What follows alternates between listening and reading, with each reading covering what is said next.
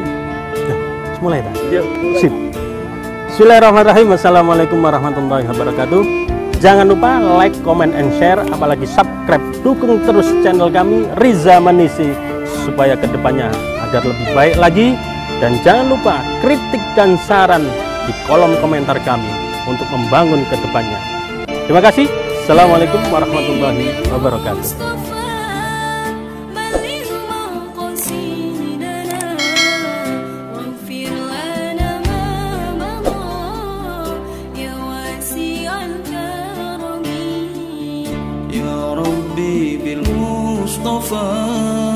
بلغ مقاصدنا واغفر لنا ما مضى يا واسع الكرم. Bismillahirrahmanirrahim. Assalamualaikum warahmatullahi wabarakatuh. Alhamdulillahirabbil alamin wa bihi nasta'inu ala umurid dunya waddin. Wassalatu wassalamu ala asyrafil anbiya wal mursalin wa ala alihi wa sahbihi ajma'in, amma ba'du. Rabbi shrah li sadri wa yassir li amri wa hlul 'uqdatam min lisani yafqahu qawli. La hawla wa la quwwata illa billahil aliyyil azim. Asyhadu an la ilaha illallah wa asyhadu anna Muhammadar Rasulullah. Allahumma salli ala Sayyidina Muhammad wa ala alihi wa sahbihi ajma'in, amma ba'du. Alhamdulillah, pada kesempatan kali ini tidak banyak saya akan mengungkap tentang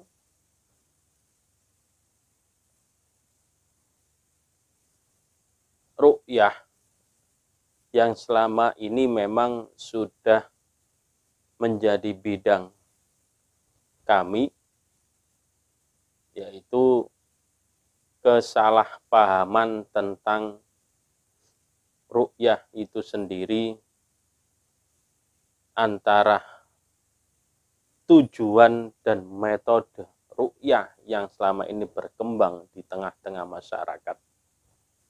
Saudaraku yang dirahmati oleh Allah,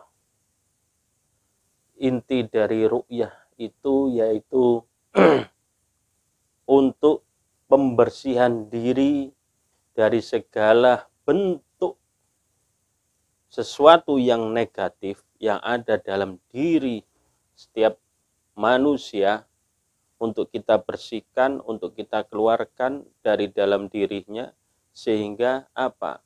Sesuatu yang negatif ini yaitu bisa jadi menyebabkan jatuhnya sebuah penyakit, baik itu sakit kejiwaannya, bisa jadi sakit yaitu dalam tubuh diri dia, sehingga apa?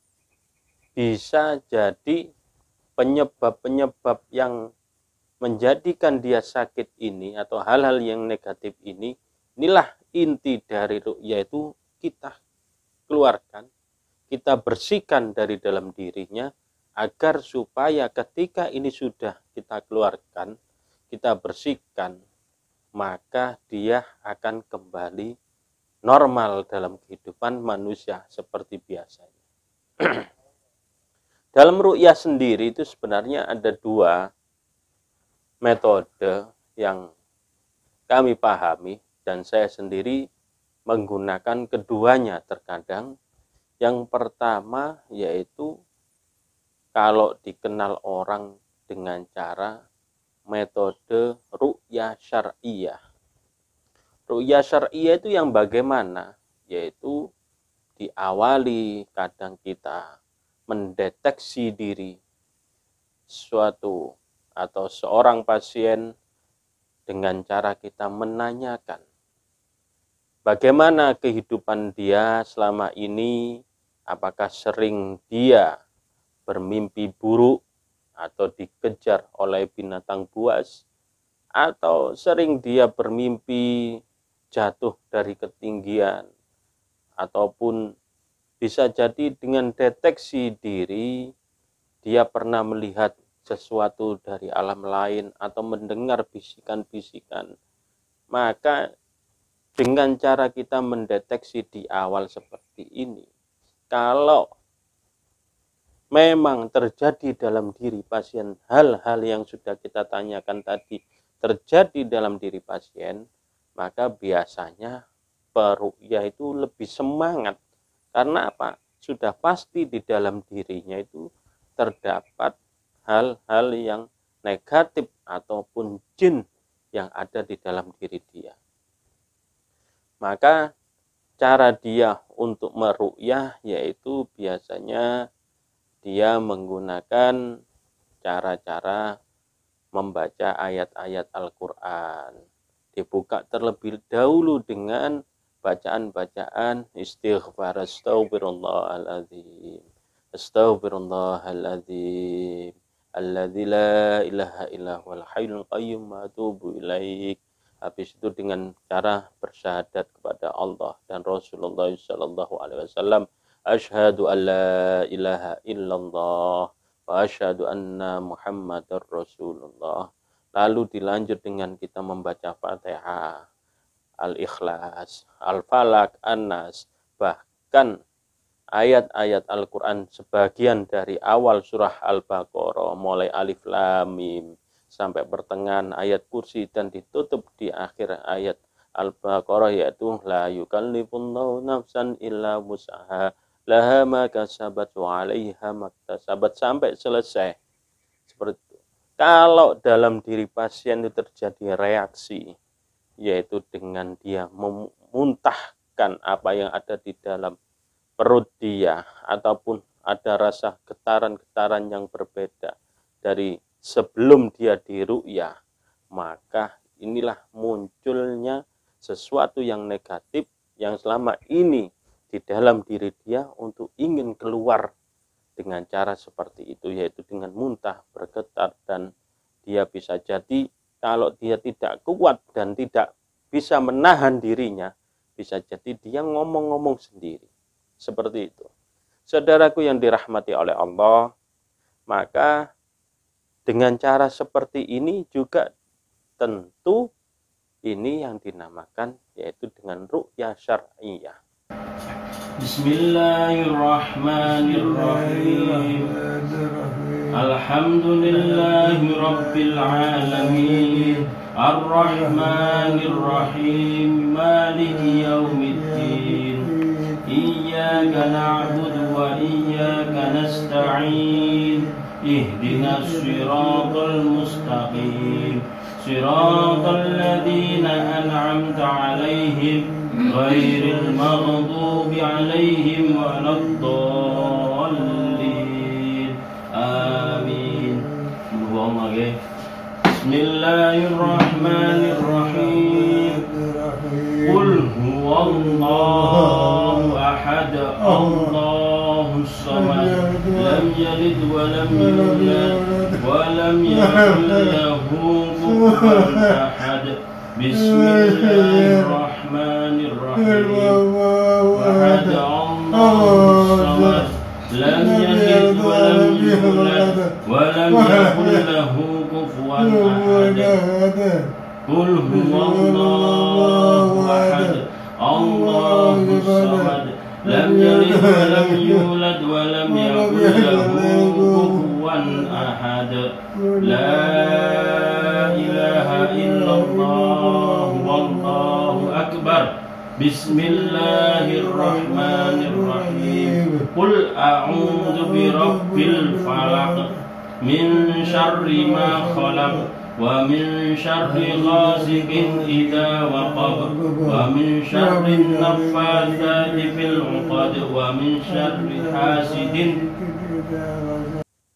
Ada juga metode yang kedua, dia seorang peruqyah sebenarnya sama dengan menggunakan ayat-ayat Al-Quran, sama dia dengan menggunakan wirid zikir juga sebenarnya, tapi metode yang kedua ini dia tidak mengucapkan lafaz itu dengan zahir, dengan jelas, dengan dibacakan secara jelas orang bisa mendengarkan, tapi cukup hanya diam dia dia salurkan energi ke dalam diri dia, ke tubuh pasien seperti ini, maka ini sama saja energi yang keluar dari dalam diri seorang peruqyah menuju energi ke dalam tubuh seorang pasien, sehingga seorang pasien tadi kalau memang terjadi atau terdapat dalam dirinya hal yang negatif atau jin dan sejenisnya,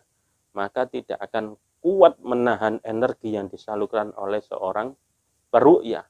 Maka yang terjadi apa? Sama sebenarnya, yaitu dia muntah-muntah, mual, terasa pusing, ada sesuatu yang berat di dalam dirinya, mulai terasa, ada getaran-getaran tangan, kakinya, ingin keluar sesuatu, ada yang bergerak, ingin keluar, dan lain sebagainya.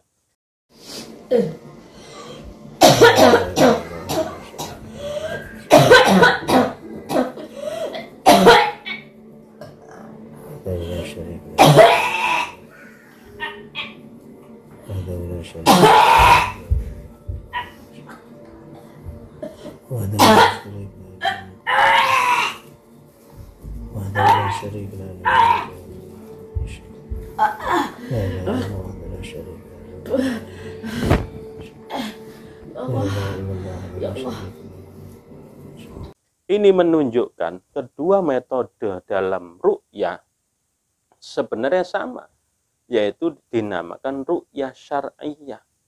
Yang satunya memang dengan cara zahiran, bilafzi, dengan lafaz yang diucapkan. Yang satu cukup hanya diam-diam mentransfer energi untuk masuk ke dalam tubuh pasien. Ini juga tujuannya yaitu ingin membersihkan diri dari dalam diri pasien sesuatu yang negatif untuk dikeluarkan, menjadikan apa? Kesembuhan atau pembersihan diri sehingga dalam diri pasien bisa hidup normal kembali. Saudaraku yang dirahmati oleh Allah, terakhir sebelum saya jelaskan lebih panjang lagi di pertemuan selanjutnya tentang ruqyah, pesan saya, jangan pernah kita terbuai dengan omongan-omongan orang, ya, yaitu ketika kita bertemu dengan orang itu langsung ngomong pada diri kita, diri kamu ini ada sesuatu yang tidak pas, atau ada yang ngikuti diri kamu, atau ada yang bikin kamu itu menjadi sakit yang sekarang ini, atau bahkan sakitmu ini kayaknya tidak biasa. Nah, itu jangan mudah-mudah kita percaya dengan omongan-omongan orang seperti ini. Bagaimana caranya untuk mengecek, mendeteksi diri bahwasanya benar atau tidak kita ini dibuat orang, benar apa tidak di dalam diri kita ini memang ada sesuatu yang negatif, maka langsung datangi. Kalau memang kita sakit dalam diri kita, mau sakit dalam perut, coba datang ke rumah sakit atau ke dokter, deteksi dulu. Kalau dokter tidak menemukan penyakitnya, baru kita datang ke seorang peruqyah yang memang benar-benar menguasai dalam bidang ruqyah itu, bukan asal ngomong, bukan hanya sekedar dia berucap dalam diri kita, oh ya ini memang benar ada gangguan jin, ya ini benar kamu dapat kiriman, bukan. Tapi datangi seorang peruqyah yang memang benar-benar dia yaitu bisa memastikan dalam diri kita ini apakah memang ada gangguan atau tidak, dapat kiriman atau tidak, biar kita tahu. Jadi tolong hati-hati untuk mempercayai orang ketika dia menerawang diri kita, menilai diri kita. Ternyata sesuatu yang ada dalam diri kita ini ada sesuatu yang mengganggu, datangi, cari orang yang bisa mendeteksi benar dan tidaknya apa yang terjadi dalam diri seorang pasien itu. Maka oleh karena itu, saudaraku yang dirahmati oleh Allah, dalam melangkah, dalam menjalani kehidupan ini, jangan pernah kita jauh dari Allah. Karena apa? Semakin kita dekat dengan Allah, maka semakin Allah akan memproteksi diri kita, akan menjaga diri kita dari segala sesuatu yang tidak diinginkan oleh manusia, atau dari segala gangguan-gangguan makhluk-makhluk yang negatif yang ada di sekitar kita. Allah akan menjaga diri kita. Terakhir, semoga kita selalu dalam lindungan Allah Subhanahu wa Ta'ala, dan semoga kita dalam diri kita selalu dibentengi oleh Allah dengan keimanan kepada Allah Subhanahu wa Ta'ala. Allahul muwafiq ila aqwamit thoriq. Assalamualaikum warahmatullahi wabarakatuh.